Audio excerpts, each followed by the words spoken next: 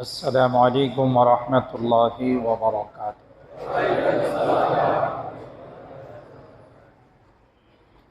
الحمد لله وكفى وسلام على عباده الذين اصطفى. أما بعد فقد قال الله تبارك وتعالى في كلامه المجيد وفي فرقانه الحميد. أعوذ بالله من الشيطان الرجيم. بسم الله الرحمن الرحيم. إن عدة الشهور عند الله اثنا عشر شهرا في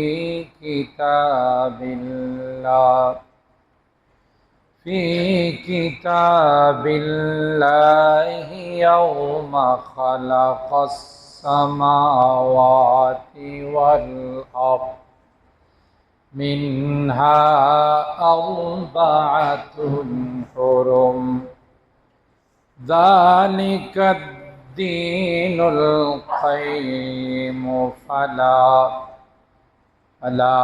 تظلموا فيهن أنفسكم وقاتلوا المشركين كافة كما يقاتلونكم كافة واعلموا أن الله مع المتقين. وقال تعالى في آية أخرى والفجر وليال عشر والشفع والوتر والليل إذا يسر هل في ذلك قسم لذي حجر. بارك الله لنا ولكم في القرآن العظيم ونفعنا وإياكم بالآيات والذكر الحكيم. درود شريف. اللهم صل على محمد وعلى آل محمد كما صليت على إبراهيم وعلى آل إبراهيم إنك حميد مجيد. اللهم بارك على محمد وعلى آل محمد كما باركت على إبراهيم وعلى آل إبراهيم إنك حميد مجيد. আলহামদুলিল্লাহ, আল্লাহ পাকের দরবারে লাখো কোটি শুকরিয়া যে রব্বে করিম আমাদেরকে পবিত্র যুলকাদ মাসের শেষ পর্যায়ের আজকের এই জুমার দিনে সলাতুল জুমা আদায় করার জন্যে আল্লাহর ঘর মসজিদে সময় মতো আসার বসার তৌফিক দান করেছেন। এই জন্যে শুকরিয়া আদায় করি, বলি আলহামদুলিল্লাহ।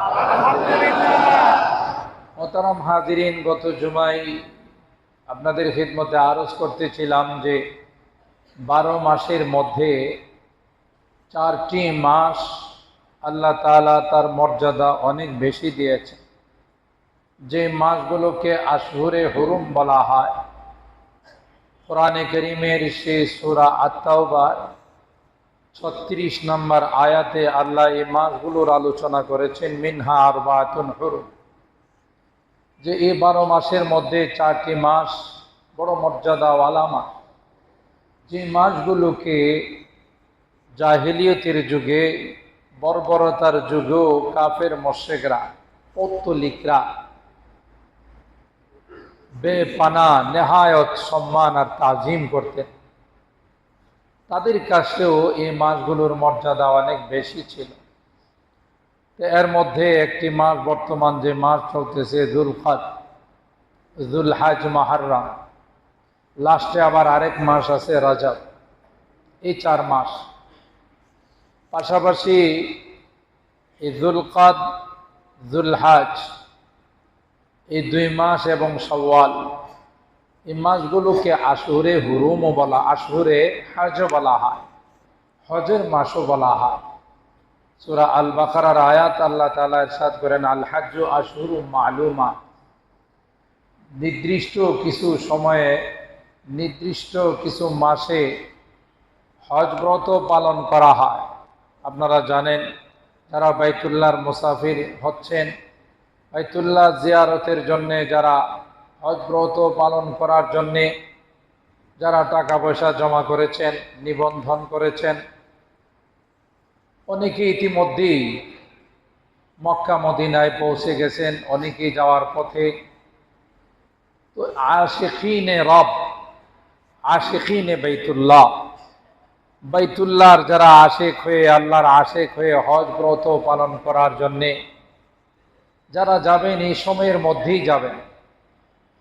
যেহেতু জিলহজ মাস শুরু হয়ে গেলে হজের আকামগুলো শুরু হয়ে যায়, সেই জন্যে এই শাওয়াল, যুলকাদ, যুলহজ, এই মাসগুলোকে হজের মাসও বলা হয়।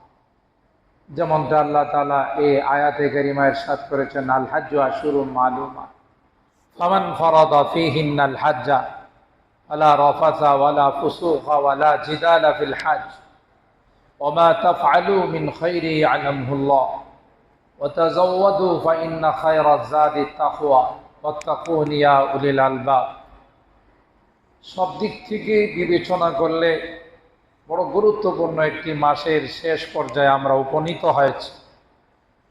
আবার আমাদের সামনে হলো ইসলামের একটি গুরুত্বপূর্ণ বিধান, আত-তাদহিয়াতু মিন বাহিমাতিল আনআম, আল্লাহর নামে পশুকে জবাই দেওয়া, অর্থাৎ কুরবানির ঈদ যাকে আমরা বলি।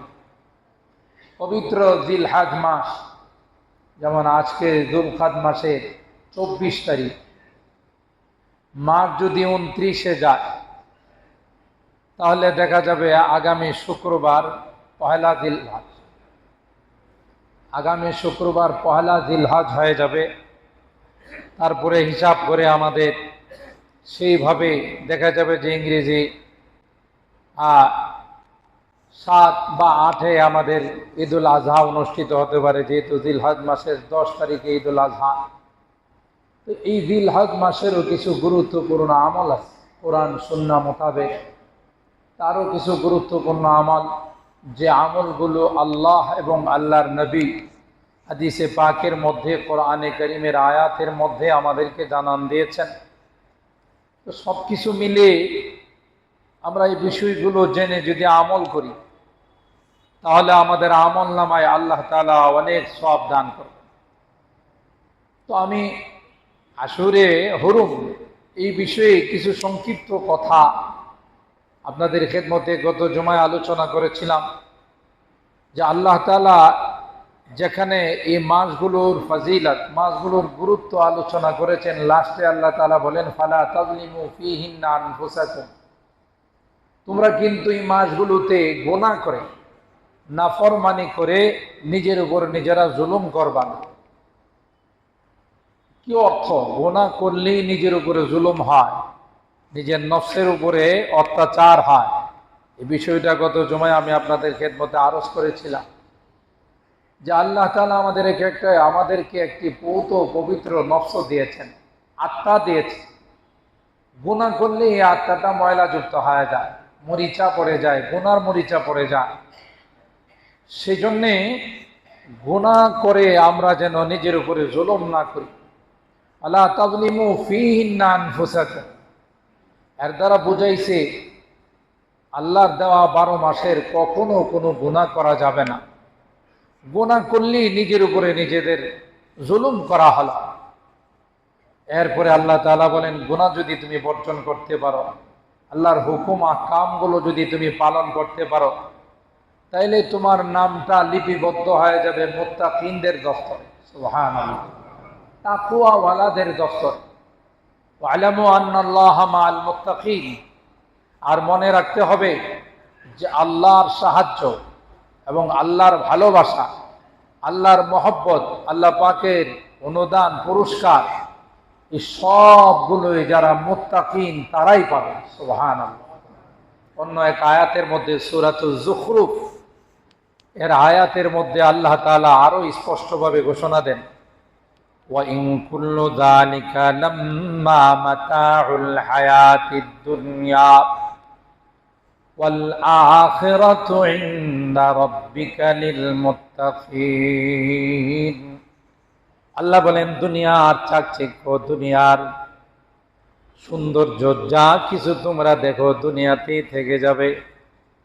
টাকা পয়সা, ধন দৌলত, পদ পদবীর মান মর্যাদা যেগুলো আছে সব দুনিয়াতেই থেকে যাবে, কোনোটাই আমার সঙ্গে হবে না। কোনো ডিগ্রি দিয়ে পরকালে পার পাওয়া যাবে না। দুনিয়াবি কোনো পদ পদবী দিয়ে পরকালের কোনো উন্নতি সাধন করা যাবে না। আল্লাহ বলেন, ওয়া ইন কুল্লু যালিকা লাম্মা মাতাউল হায়াতিদ দুনিয়া। অন্য আয়াতের মধ্যে আল্লাহ বলেন, দুনিয়ার আসবাব, দুনিয়ার সামান, দুনিয়ার চাকচিক্য পরকালের তুলনা এগুলোর কোনো হিসাবে হয় না। লা ইয়াগুররান্নাকা তাকাল্লুবুল লাযীনা কাফারু ফিল বিলাদ মাতাউন কালীল সুম্মা মাওয়াহুম জাহান্নাম ওয়া বিসাল মিহাদ। আল্লাহর হাবিব বলেন, ও পয়গম্বর, দুনিয়ার উন্নতি দেখে আপনি ধোঁকা খাবেন না। দুনিয়ার লাইনে যারা উন্নতি সাধন করে তাদের এই উন্নতি দেখে আপনি ধোঁকা খাবেন না। কারণ লা ইয়াগুররান্নাকা তাকাল্লুবুল লাযীনা কাফারু ফিল বিলাদ, আল্লাহ কই মাতাউন কালীল। এক নম্বর হলো মাতাউন, আরবি গ্রামার অনুযায়ী আত-তানবিনু লিত-তাকলিল। মাতাউন সামান্য কিছু সামান, পরকালের তুলনায় এগুলো কোনো উল্লেখযোগ্য কিছুই না। আবার আল্লাহ এটাকে কালিল দ্বারা বর্ণনা করেছেন যে একেবারে নগণ্য। যারা এর পিছনে পড়ে যায়, আল্লাহ বলেন, সুম্মা মাওয়াহুম জাহান্নাম। শুধুই দুনিয়া, পরকাল কামায় নাই, পরকালের প্রতি খেয়াল করে নাই। আল্লাহ বলেন, তাদের ঠিকানা হলো জাহান্নাম। কেন দুনিয়া পায় আল্লাহকে ভুলে গেছে। কুকুর যেমন মরা গরু পাইলে সকালবেলা যায়, রাত হয়ে যায়, তারপর মালিকের বাসায় আসে, একবার খায়, আবার খাওয়ার জন্য অপেক্ষা করে, ওখানেই বসে থাকে। এই সামান্য একটু মরা গরু পায়া এই মালিকে তাকে 24 ঘন্টা খাবার দিয়া লালন পালন করে, তাকে তার ঘরের মধ্যে, তার গেটের ভিতরে তাকে সংরক্ষণ করে রাখে। এ নিমক খারাম একটা মরা গরু পাইছে আজকে, আর মালিকের কথা মনে নাই। ঠিক দুনিয়াকে আল্লাহর হাবিব তুলনা করেছেন, আর দুনিয়া জিফাতুন ওয়া তালিবুহা কিলাব। দুনিয়াটাও এমন একটি মরা গরুর সমতুল্য, এটার যেমন কোনো মূল্য নাই। মরা গরু যেমন কেউ 1 পয়সা দিয়েও নিবে না। হাদিসে পাকের মধ্যে আছে, আল্লাহর হাবিব সরকারে দো আলম সাল্লাল্লাহু আলাইহি সাল্লাম রাস্তা দিয়ে যাচ্ছেন, একটা বকরি, একটা ছাগল মরে ড্রেনের মধ্যে পড়ে ফুলে গেছে, পচে গেছে। কানে ধরে আল্লাহর হাবিব বললেন, তোমরা কি কেউ আসো এটাকে 1 দিরহাম দ্বারা 1 টাকা দিয়া কিনবা? সাহাবায়ে কেরামদেরকে বললেন। সাহাবীরা বললেন, ইয়া রাসূলুল্লাহ, এটা জীবিত থাকলেও তো কান ছোট, এটা একটা আয়েব ছিল, একটা দোষ ছিল, অনেকে নিতে চাইতো না। আর এখন তো মারা গেছে, আবার শুধু মরছে তা নয়, মরে ফুলে গেছে, পচে গেছে, এটাকে কে নিবে? আর এটাকে পয়সা দিয়া নেওয়ার লাভটা কি? আল্লাহর হাবিব সাল্লাল্লাহু আলাইহি ওয়াসাল্লাম সাহাবায়ে কেরামদেরকে বুঝাইলেন, দেখো, এটার যেমন 1 পয়সার মূল্য তোমাদের কাছে নাই, গোটা পৃথিবীর মূল্য আল্লাহর কাছে তার চেয়ে তো আরো। নাউজুবিল্লাহ। আর আজকে সেই দুনিয়ার পিছনে আমাদের 24 ঘন্টা, দুনিয়ার পিছনেই লেগে আমাদের সময়টা শেষ করে দিচ্ছে, পরকালকে ভুলে গেছি। ওই কুকুরের মতো মালিক আমাদেরকে এত কিছু দিয়ে লালন পালন করেন, মালিকের এহসান আর অবদান আপাদ মস্তক, গোটা বডির মধ্যে আমার তার অবদান আর এহসান না থাকলে 1 সেকেন্ডের জন্য, 1 মুহূর্তের জন্য আমি বাঁচতে পারতাম না। শ্বাস প্রশ্বাস, অক্সিজেন, বিদ্যুৎ, এরপরে আল্লাহ তাআলার নাজ নিয়ামত, খাওয়া দাওয়া, কত কিছু আল্লাহ আমাদেরকে দিয়ে রাখছেন। কিন্তু দুনিয়া পায়া আমরা সে মালিককে ভুলে যাই। সকালবেলা 8টা-9টার সময় যারা সবজি বিক্রেতা আছে, সবজি ব্যবসায়ী যারা আছে, এরা তো সেই তাহাজ্জুদের সময়টা যায়।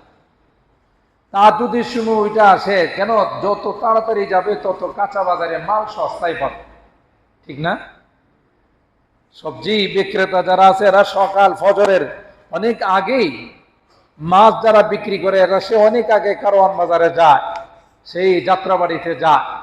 আমি মাঝে মধ্যে মাহফিল থেকে আসার পথে দেখি যে এরা যখন যায়, একটু মনে মনে খেয়াল করি, আল্লাহ, এই মানুষগুলো যদি 2টা রাকাত নামাজ, তাহাজ্জুদের 2টা রাকাত নামাজ মালিকরে দিয়া যাইতো, যে মালিক, আমি দুনিয়ার কাজে বের হইতেছি, আপনার কুদরতি পায়ে 2টা সেজদা দিয়ে গেলাম, তাহাজ্জুদের 2 রাকাত নামাজ পড়ে গেলাম, তাহলে তার দুনিয়ার ব্যবসাও চাঙ্গা হয়তো, আল্লাহর সাথে তার ব্যবসাও চাঙ্গা হয়ে যেত। সুবহানাল্লাহ।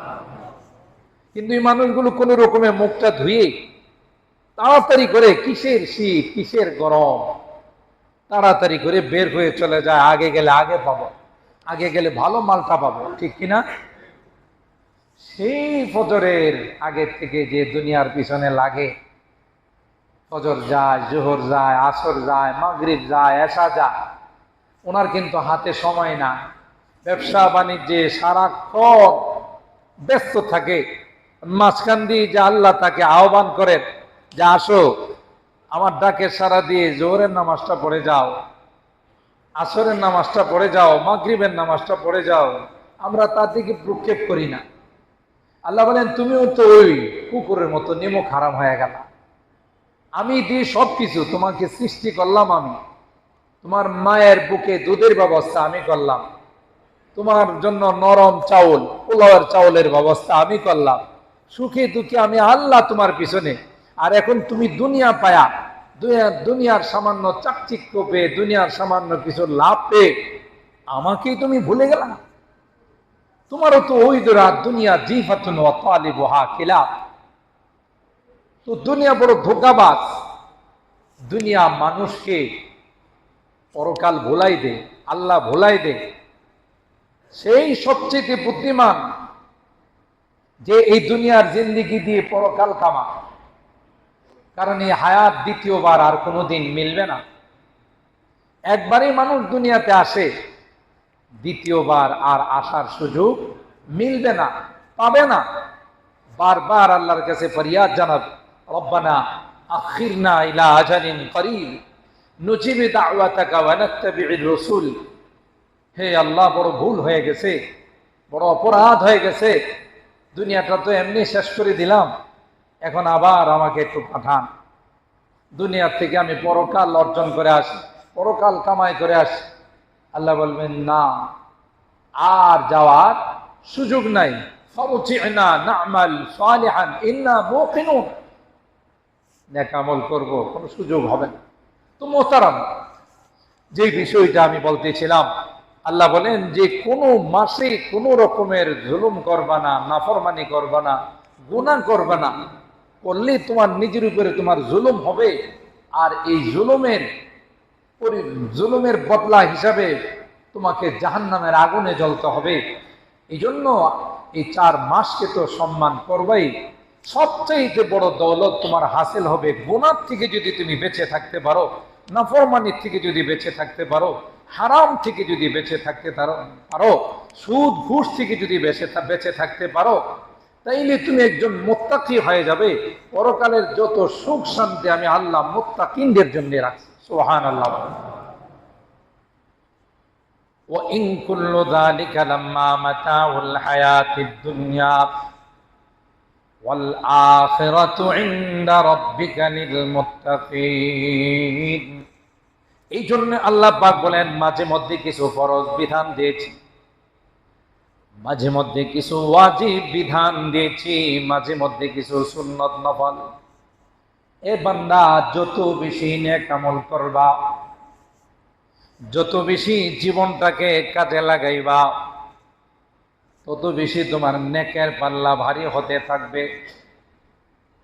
পবিত্র জিলহজ মাস যখন শুরু হয়ে যায়, পয়গম্বর বলেন মা মিন আইয়ামিন আহাব্বু ইলাল্লাহি আন ইউতাআব্বাদা লাহু ফিহা মিন আশরি যিলহিজ্জা ইয়াদিলু সিয়ামু কুল্লি ইয়াউমিন মিনহা বিসিয়ামি সানা ওয়া কিয়ামু কুল্লি লাইলাতিন মিনহা বিকিয়ামি লাইলাতিল কদর। পয়গম্বর কয় যখন জিলহজ মাসের চাঁদ উঠে যাবে, ওই দিন থেকে পয়লা জিলহজ থেকে নিয়ে 9 তারিখ পর্যন্ত যদি আল্লাহর কোনো বান্দা, আমার কোনো উম্মত রোজা রাখে, নফল ফরজ নয়, যদি রোজা রাখে, এক একটা রোজা 1 বছর রোজা রাখার সমপরিমাণ সওয়াব পাবে। ইয়াদিলু সিয়ামু সানা ইয়াদিলু সিয়ামু কুল্লি ইয়াউমিন মিনহা বিসিয়ামি কুল্লি সানা। আর যদি রাত্রটা ইবাদতের মধ্যে অতিবাহিত করে, তাইলে এক একটা রাতের ইবাদত আল্লাহ তাআলা লাইলাতুল কদর সমপরিমাণ সওয়াব দান করবে।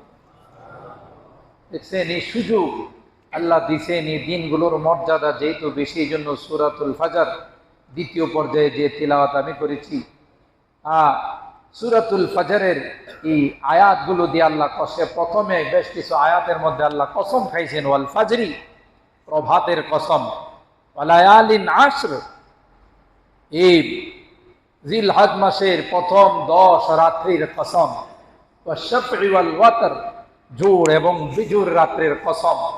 আল্লাহ পাক যখন কোনো জিনিসের কসম খায়, তো ওই জিনিসটার মর্যাদা বোঝানোর জন্য কসম খায়।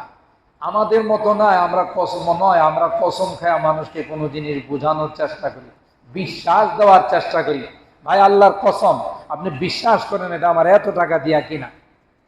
আমরা কসম খাই আমার কথাটাকে গ্রহণ করানোর জন্য, বিশ্বাস করানোর জন্য। আল্লাহর কথা বিশ্বাস করানোর জন্য আমাদের কসম খান না। তিনি তো তার সবই তো মালিকুল কালাম, কালামুল মুলুক, আল্লাহর কালাম, সমস্ত কালামের বাদশা। তার কালামের মতো সত্য কোনো কালাম হতেই পারে না। তার কালাম তো বললে এটা বিশ্বাস করার মতো, তারপরে কসম খান কেন? যে জিনিসের কসম খান ওই জিনিসটা যে মর্যাদাওয়ালা সেটা বোঝানোর জন্য আল্লাহ কসম খান। তো আল্লাহ তাআলা এই জিলহজ মাসের প্রথম 10 দিনের কসম খাইছেন এই জন্য যে এই 10 দিনের মর্যাদা আল্লাহর কাছে অনেক বেশি। 1 নম্বর আমল হলো, যারা পারি, কোনো ওয়াজিব নয়, ফরজ নয়, যারা পারি জিলহজ মাসের এই 9টা রোজা, জিলহজের প্রথম তারিখ থেকে যেদিন চাঁদ দেখা যাবে সেদিন থেকে নিয়ে 9 তারিখ পর্যন্ত রোজা রাখা। 10 তারিখে রোজা রাখার অনুমতি নাই। 5 দিন রোজা রাখা নিষেধ আছে, এর মধ্যে হইল 2 ঈদ। যেহেতু 10 তারিখে ঈদুল আজহা, সেদিন আল্লাহর পক্ষ থেকে দাওয়াত, সেদিন রোজা রাখতে পারবেন না, নিষেধ। আল্লাহ বলেন আজকে আমার দাওয়াত, তুমি রোজা রাখছো মানে? তাহলে তো আমার দাওয়াতকে তুমি অবজ্ঞা করলে। সেই জন্যই ওই দিন বাদে 9 দিন, বিশেষ করে আমাদের 9 তারিখ জিলহজ মাসের আমাদের দেশে এটাকে ইয়াউমে আরাফা, অর্থাৎ 9 তারিখের যে রোজা, লা সাইয়িমান সাওমু ইয়াউমে আরাফা আহতাসিবু আলাল্লাহ আইয়ুকাফিরা সানাতাল্লাতী ক্বাবলা ওয়াস সানাতাল্লাতী বা'দা, যে ইয়াউমে আরাফার রোজা 9 তারিখের রোজা, বিশেষ করে একদিন এই রোজা রাখলে আল্লাহ রাব্বুল আলামিন আগে পিছনের 1 বছরের গুনাহ মাফ করে দেন। আরেকটা আমল আছে জিলহজ মাসের সময়, যেহেতু শর্ট আমি শুধু আমলটা বলে যাচ্ছি।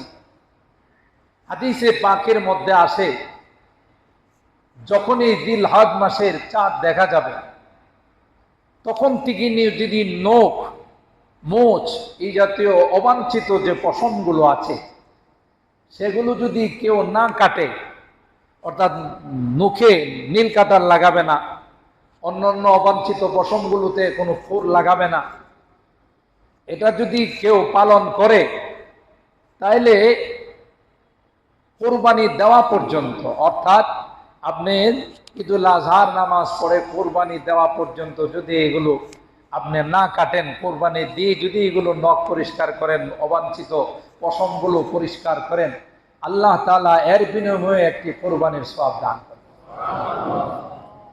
দেখতে একটু অনেকে আনইজি ফিল হবে, অনেকের কাছে একটু কেমন যেন মনে হবে যে চুল বড় হয়ে গেছে, নখ বড় হয়ে গেছে, কিন্তু এখানেও আপনার একটা সাদৃশ্য চলে আসবে।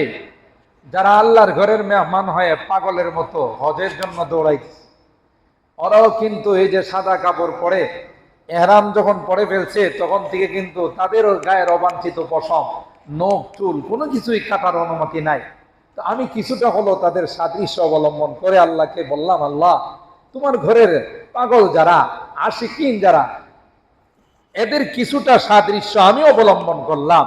আল্লাহ কয় যে তুমি যদি খালেস ভাবে এটা করতে পারো, তুমি এখনো পর্যন্ত পৌঁছো নাই, এখনো আল্লাহর ঘর জিয়ারত তোমার নসিব হয় নাই, হতে পারে আল্লাহ তাআলা এই হালত, এই অবস্থা দেখে কবুল করে আমাকে আপনাকেও ওখানে একদিন পৌঁছাই দিলেন। নিয়তের উপর অনেক কিছু নির্ভর করে। ইন্নামাল আমালু বিন্নিয়াত, নিয়তের উপর অনেক কিছু ডিপেন্ড করে। শুধু টাকা পয়সা থাকলে, এর আগে আমি বলেছিলাম যে শুধু টাকা পয়সা থাকলে হজে যাওয়া যায় না।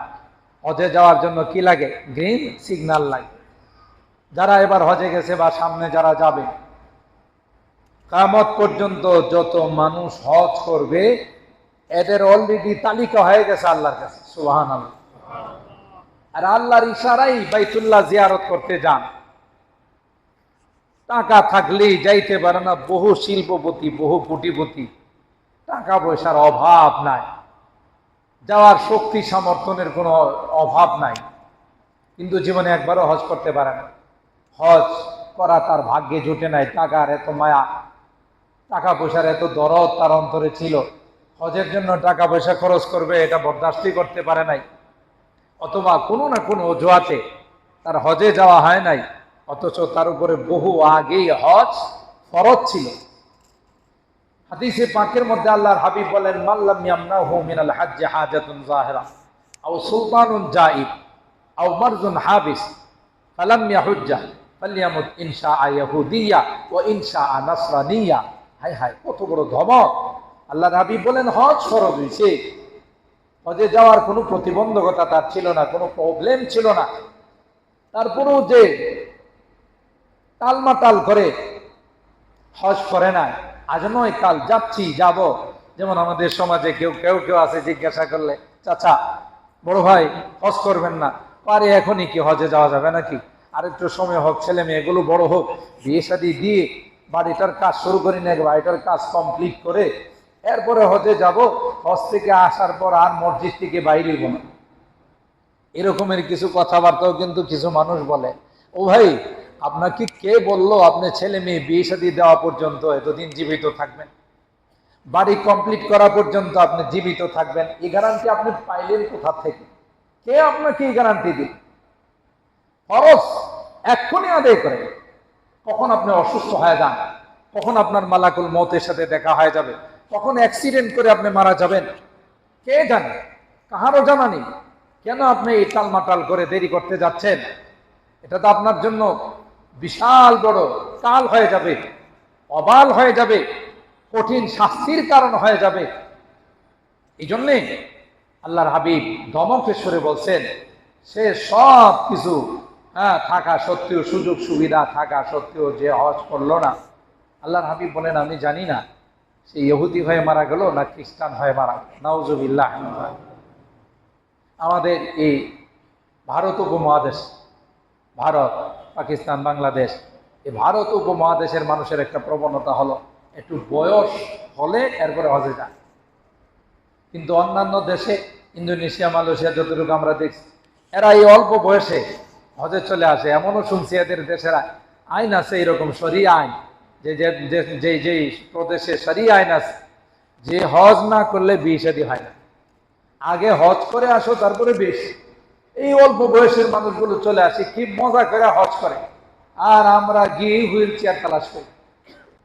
যাওয়ার পরে হুইল চেয়ার, আপনি হুইল চেয়ার দিয়ে কি হজ করবেন, কি সাই করবেন, সফা মারোয়া, কি তফ করবেন, কি মিনা মুজদালেফা আরেফায় যাবেন, কি মজা আপনি পাবেন?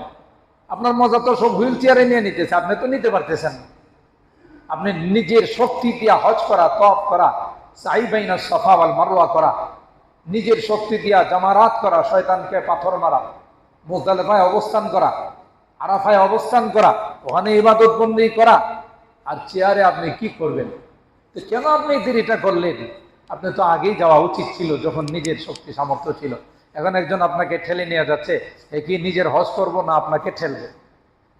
এই বিশাল এক অবস্থা আমাদের দেশের মধ্যে, আমাদের এই উপমহাদেশের মধ্যে এই প্রবণতাটা বেশি। এই জন্য আল্লাহর হস্তে জাতির উপর হজ ফরজ হয়ে গেছে। দেরি না করে এই জোয়ান বয়সে যান। এই বয়সে হজ করে মজা পাবেন, তওয়াফ করে মজা পাবেন, নামাজ পড়ে মজা পাবেন, কিয়ামুল লাইল করে মজা পাবেন, হজের আহকামগুলো পালন করে মজা পাবেন। যেই মজাটা আপনি পরবর্তী, কারো হুইল চেয়ার দিয়ে আপনাকে নিচে কোনোদিন তওয়াফ করতে দিবে না। হুইল চেয়ার দিয়ে তওয়াফ করতে হবে দোতলায়, না হয় তিনতলায়, না হয় চারতলায়। ওইটা আপনি কি দেখবেন? দূরের থেকে, উপরের থেকে খানায় কাবার ছাদ দেখবেন। আর নিজে তওয়াফ করলেন, সুবিধা হলো, একবারে খানায় কাবা ঘেঁষে গেলেন, মাঝে মধ্যে একটু স্পর্শ করলেন, নিজের মনের মধ্যে একটা তৃপ্তি আসলো। ঠিক কিনা বলেন? তো যাই হোক মোহতারাম হাজরিন, সেই জন্য এই দ্বিতীয় আমল হলো এটা, যে আমরা এই নখগুলো যখন চাঁদ উঠবে আমরা খেয়াল রাখবো। এখন তো বিভিন্ন মিডিয়ার মাধ্যমে এই তথ্যগুলো আমাদের কাছে খুব সহজেই পৌঁছে যায়। কখন চাঁদ উঠতেছে, যারা রোজা রাখার ইচ্ছা করব আমরা সেইভাবে রোজা রাখবো।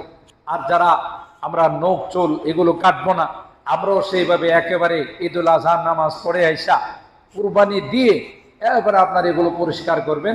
আর সেদিন তো আসল সুন্নত হলো আগে কোনো কিছু না খেয়ে যাওয়া। ঈদের নামাজ যেহেতু ঈদুল আজহার নামাজ একটু আগে ভাগে হয়, সেদিন সুন্নতি হলো কোনো কিছু না খেয়ে যাওয়া। এসে যথাসম্ভব, যত দ্রুত সম্ভব নিজের কুরবানির গোশত দিয়ে খাওয়া, এটাই আসল সুন্নত। তার মানে এই নয় যদি আপনি সুন্নত পালন করতে গিয়ে আপনার ডায়াবেটিক্সের রোগী, আপনার যদি খানা পাক হতে 3টা 4টা বাজে, আপনি এতক্ষণ কষ্ট করে মারা যাবেন বা কষ্ট করবেন, ইসলামী কথা বলে না।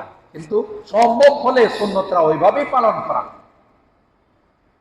এই জন্য আমাদেরকে এখন থেকেই মূল জিনিস, কোরবানি উপলক্ষে যে মূল জিনিসটা, সেটা আমাদের এখন থেকেই পাকাপোক্ত করতে হবে, নিয়ত পরিষ্কার করে নিতে হবে যে কোরবানি দিব আল্লাহর জন্য, আল্লাহকে রাজি আর খুশি করার জন্য।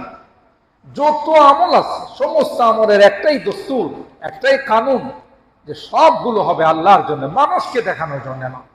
আপনি অনেক বড় শিল্পপতি, আপনি 10টা 15টা কোরবানি দেন, কিন্তু প্রত্যেকটাই দিতে হবে কার জন্য? আল্লাহর জন্য। আল্লাহর কাছে আপনার পশুর মাংস, এরপরে হাড্ডি, রক্ত, পশুর অন্যান্য অবয়ব, এগুলো আল্লাহর কাছে যাবে না। লা ইয়ানালুল্লাহু লুহুমুহা ওয়ালা দিমাউহা ওয়ালাকিন ইয়ানালুহু তাকওয়া মিনকুম। অন্তরের তাকওয়াটা আল্লাহর কাছে যাবে। আল্লাহর জন্য দিলেন কিনা? আল্লাহ মানুষকে দেখানোর জন্য। আল্লাহ পাক তো আমাদের উপর অনেক বড় দয়া করছেন, মেহেরবানি করছেন। যদি আগেকার যুগের রীতিনীতি থাকতো যে কুরবানি করে কেউ গোশত খাইতে পারবে না, স্পর্শ করতে পারবে না, কুরবানি করে সবাই সমস্ত মাঠের মধ্যে, যত আশপাশের যত বড় বড় মাঠ আছে, মাঠের মধ্যে নাম লিখে রেখে আসতে হতো। যার কুরবানি কবুল হয়েছে আসমান থেকে আগুন এসে খেয়ে ফেলত। আর যার কুরবানি কবুল হয় নাই, যেভাবে মাঠের মধ্যে প্যাকেট করে রেখে দিয়েছে সেইভাবেই থেকে যাই। মানুষজন পরবর্তীতে এসে দেখতো কারটা কবুল হয়েছে, কারটা কবুল হয় না। তখন যার কুরবানি কবুল হয় না, সে সবার সামনে লজ্জা পাইত। হায় হায় আমারটা কবুল হয় না, আমার টাকাটা হালাল ছিল না, সুদি কারবারের টাকা ছিল, হারাম টাকা ছিল, ঘুষের টাকা ছিল, অন্যান্য হারাম পন্থার টাকা ছিল। আল্লাহর হাবিবের দুআর বরকতে আল্লাহ তাআলা আমাদের উপরে রহম করেছেন যে আল্লাহ আমার উম্মতকে মানুষের সামনে আপনি অপমান করবেন না, এই জন্য সিস্টেমটা বন্ধ করে দিছে। কিন্তু আগে এই সিস্টেম চালু ছিল। এখন আমাকে এইভাবেই মানসিকভাবে প্রস্তুতি নিতে হবে যে আমার এই কাজ একমাত্র আল্লাহর জন্য হবে, গোশত খাওয়ার জন্য নয়। আল্লাহ তো আমাকে দাওয়াত দিয়ে দিয়েছেন 3 দিনের, এই 3 দিন তো রোজা রাখাই জায়েজ নাই, 10, 11, 12। হ্যাঁ, তো এই 3 দিন তো রোজা রাখাই জায়েজ নাই। আল্লাহর পক্ষ থেকে দাওয়াত, আল্লাহ আমাদেরকে দাওয়াত দিয়ে দিয়েছেন। সুতরাং এটা তো আমি খাবোই, আল্লাহর পক্ষ থেকে দাওয়াত আছেই। কিন্তু এই খাওয়ার নিয়ত থাকতে পারবে না যে আমি খাবো এই জন্য কোরবানি দিলাম, তাহলে আমার গোটা কোরবানিটাই ধ্বংস হয়ে যাবে, বরবাদ হয়ে যাবে। মুহতারাম হাজিরিন, এখন থেকে মানসিকভাবে আমাদের এই প্রস্তুতি নিতে হবে। শেয়ারে যারা কোরবানি দিব, শরীকদেরকে এভাবে রেডি করতে হবে যে ভাই দেখেন, কোনোভাবেই গোশত খাওয়ার নিয়তে, মানুষকে দেখানোর নিয়তে কিন্তু কোরবানি দেওয়া যাবে না। দিলে কিন্তু এই কোরবানি আল্লাহ পর্যন্ত যাবে না, এই কোরবানি কিন্তু মাটিতেই রয়ে যাবে। এই কোরবানির টাকা পয়সা এমনি চলে যাবে, কোনো কাজে লাগবে না। সম্মানিত হাজিরিন, কোরবানি সম্পর্কে আমাদের জানাই আছে। এই কোরবানি দেওয়ার পরে কোরবানির পশুর যত অতিরিক্ত জিনিসগুলো আছে, অর্থাৎ চামড়া, আরো সাজগোছের জন্য যেগুলো থাকে, এগুলো যারা কোরবানি দিবে তাদের জন্য জায়েজ নাই। এগুলো সরাসরি লিল্লা বোর্ডিংয়ে এতিম, মিসকিন, অসহায়, গরিব গোরাবা যারা আছে, এগুলো তাদের হক, তাদেরকে দিয়ে দিতে হবে। এটা আমার জন্য রাখা বা কোনোভাবে এর থেকে আমার উপকৃত হওয়ার কোনো অবকাশ নাই। আলহামদুলিল্লাহ সুম্মা আলহামদুলিল্লাহ, আমাদের এখানে আপনাদের প্রতিষ্ঠিত, আপনাদের সুদৃষ্টি দ্বারা যে প্রতিষ্ঠানটা পরিচালিত হচ্ছে, এবারও আপনারা শুনে খুশি হবেন যে আমাদের এই মাদ্রাসায় প্রায় 450 মতো ছাত্র আছে। আলহামদুলিল্লাহ বলেন। একেবারে ব্ল্যাকবোর্ড থেকে নিয়ে, প্রাইমারি সেকশন থেকে নিয়ে ফতোয়া বিভাগ পর্যন্ত আমাদের এই মাদ্রাসায় আলহামদুলিল্লাহ এই ছাত্রগুলোকে আমরা ভর্তি করেছি। প্রায় বলা যায় সবারই একরকমের ফ্রি খাবার দেওয়া হচ্ছে 3 বেলা। নাম কেউ আসতে হয়তো, কেউ যারা পারে কিছু দিচ্ছে 500 টাকা। 3 বেলা খাবারের জন্য একটা মানুষের 500 টাকা কি হয়? কিচ্ছু হয় না।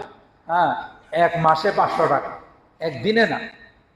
তো এটা বলা গেল নাম কেউ আসছে, টোটালটাই মাদ্রাসা থেকে আপনাদের সহানুভূতি, আপনাদের সহযোগিতায় এটা ফ্রি দেওয়া হচ্ছে।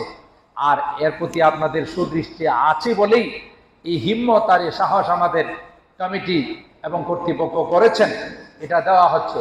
শুধু আমাদের না, কওমি মাদ্রাসাগুলো প্রায় সব কয়টা এই সিস্টেমই চলে, যে মানুষের আপনাদের দান অনুদান নামই রাখা হয়েছে কওমি মাদ্রাসা, মানে জাতির মাদ্রাসা, জাতির জন্য প্রতিষ্ঠিত, জাতি অনুদানে পরিচালিত, জাতির জন্য নিবেদিত। এটা হলো কওমি মাদ্রাসার সংজ্ঞা। সবকিছু আপনাদের দিয়ে, আপনাদের দ্বারাই পরিচালিত হচ্ছে। সেই জন্য আমরা আপনাদের কাছে আহ্বান করব, এই বিশাল এক প্রতিষ্ঠান আলহামদুলিল্লাহ চলে আসছে, চলতেছে। আল্লাহ তাআলার মেহেরবানিতে আমরা আমাদের এই কোরবানির পশুর চামড়াটা আমাদের ভাগ করা থাকবে। হ্যাঁ, আমাদের গ্রুপ পরে আপনাদের এই চামড়া কালেকশন করার জন্য, চামড়া নিয়ে আসার জন্য আমাদের কমিটি এবং আমাদের শিক্ষক ছাত্র সবাই থাকবে। আপনারা আগে ভাগে একটু নিয়ত করে রাখবেন। হয়তো চামড়া আপনি বলতে পারেন আমার চামড়া বিক্রি করে আমার যারা আছে তাদেরকে দিলাম, গরিব গোরাবারে দিলাম, আপনি দিতে পারেন। কিন্তু সবচেয়ে লাভ এবং সওয়াব কোথায়? এখানে দিবেন 24 ঘন্টা, এই টাকাটা কাজে লাগবে। তিলাওয়াত করবে, পড়বে, জিকির আজকার করবে, নামাজ পড়বে, আপনি দিয়েও লাভবান হলেন। আর এক জায়গায় এমন জায়গায় দিলেন, গরিব ঠিক আছে কিন্তু স্বভাব ভালো না, এরকমের আছে না? আপনি 2টা টাকা দিলেন, এটা হিরুন খায় শেষ করে দিই, সিগারেট খায় শেষ করে দিই, যত রকমের বাজে কাজে শেষ করে দিই। ওই টাকাটা আপনার কোনো বৃদ্ধি হলো না, টাকাটা কাজে লাগলো না। আর এখানে দিলে এটা শুধু বাড়তেই থাকবে, বাড়তেই থাকবে, কাজে লাগতেই থাকবে। এই জন্য সবচেয়ে সফল ব্যবসা যেটা, সেটাই আমাদের অবলম্বন করতে হবে। আমরা আপনাদের কাছে আহ্বান রাখলাম, পরবর্তীতে আমরা আপনাদেরকে স্মরণ করাই দেবো ইনশাআল্লাহ। আর গত সপ্তাহে যে আপনাদের দাওয়াতটা দিয়েছিলাম, আলহামদুলিল্লাহ, এটা আমি বলছিলাম যে দেখেন, সবার টাকা আল্লাহর ঘরে লাগে না, ইচ্ছা করলে অনেকে লাগাইতে পারেন না, কারণ আল্লাহর ঘরে ওই টাকায় আসে যে টাকা আল্লাহ মঞ্জুর করেন।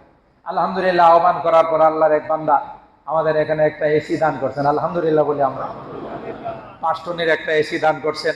আরো বেশ কিছু আল্লাহর বান্দারা নিয়ত করে রাখছেন দিবেন। হ্যাঁ, আমাদের সাথে কথাবার্তা হয়েছে। আমরা আশা করতেছি যে আল্লাহর ঘরের এই কাজ আটকে থাকবে না, কি বলেন ঠিক কিনা? কিন্তু ভাগ্যবান হলো ওই ব্যক্তি যার দানটা, যার টাকাটা, যার ইনকামটা আল্লাহর ঘরের জন্য আল্লাহ কবুল করে, সে হলে সবচেয়ে বড় ভাগ্যবান। টাকা তো কত জায়গাতে আমরা কত ভাবে দিই, কত ক্লাবে দিই, কত গানের আসরে দিই, কত জায়গাতে কত বেহুদা টাকা খরচ করি, কিন্তু আল্লাহর ঘরে টাকা লাগানো, আল্লাহর ঘরের জন্য এটা বরাদ্দ করা, এটা সবার ভাগ্যে জুটবে না। আলহামদুলিল্লাহ মসজিদগুলো, মাদ্রাসাগুলো এইভাবে চলে আসে। হৃদয় বা মানুষগুলো আছে যাদের টাকা পয়সা দিয়ে মসজিদ মাদ্রাসাগুলো তার বিভিন্ন জরুরতগুলো সমাধান হচ্ছে। আবারও আপনাদের কাছে আহ্বান যে এই জিলহজ মাস আসতেছে, জুলকদ মাস চলতেছে, হজের মাস এবং আশুরে হুরুম বরকতময় মাসগুলোতে আমরা যার যার এঙ্গেল থেকে আমরা কারো করে কোনো বাধ্যবাধকতা বা কোনো কিছু চাপিয়ে দিচ্ছি না যে আপনার এতই দিতে হবে। আপনার 20,000 টাকা দেওয়ার সামর্থ্য আছে, আপনি দেন, আমাদের কাছে দেন, কমিটির কাছে দেন, রশিদ আকারে সেটা আপনি নিয়ে যাবেন, ইনশাআল্লাহ এটা কাজে লাগবে। এটাই আল্লাহ তাআলা পরকালের ব্যাংকের মধ্যে জমা রাখবেন। আমি আশা করি ইনশাআল্লাহ। আমাদের এই এসিগুলো যা দেখতেছেন, হয়তো আপনারা মনে করতেছেন বউ এসি আছে, এগুলো অনেকগুলো পুরাতন এসি, কাজ করে না। দেখেন ফ্যান চালানো লাগতেছে এবং ওয়াক্তিয়ার মধ্যেও ফ্যান চালানো হয়। আবার আমাদের কমিটি আপনাদের সাইডে যারা দাঁড়ান তাদের গরম লাগে বিদায় এই মুভিং ফ্যানগুলো আপনাদের জন্য ফিট করছে। তো এসি থাকতেও যদি এইভাবে ফ্যান চালানো লাগে তাহলে তো বোঝা গেল এসি কাজ করতেছে। পুরাতন হওয়ার কারণে এসিগুলো কাজ করতেছে না। আপনাদের একটু দানের হাত যদি আপনারা বাড়িয়ে দেন, আপনারা একটু সহযোগিতার হাত বাড়িয়ে দিলে আমরা পুরাতন এসিগুলো, অনেকগুলো ইতিমধ্যে নষ্ট হয়ে আছে, কাজ করতেছে না, আমরা সরিয়ে ইনশাআল্লাহ নতুন এসিগুলো লাগাই দিব। আপনারা স্বাচ্ছন্দ্যে রমজান সহ অন্যান্য নামাজগুলো, অন্যান্য ইবাদত বন্দিগুলো করতে পারবেন। আল্লাহ রাব্বুল আলামিন আমরা এই পর্যন্ত যা আলোচনা শুনলাম জিলহজ মাসের আমল সম্পর্কে, দানের বিষয়ে এবং অন্যান্য বিষয়ে, সবগুলোর উপর আমাদের আমল করার তৌফিক দান করুন। আমিন। ওয়া আখিরু দাওয়ানা আনিল হামদুলিল্লাহি রাব্বিল আলামিন।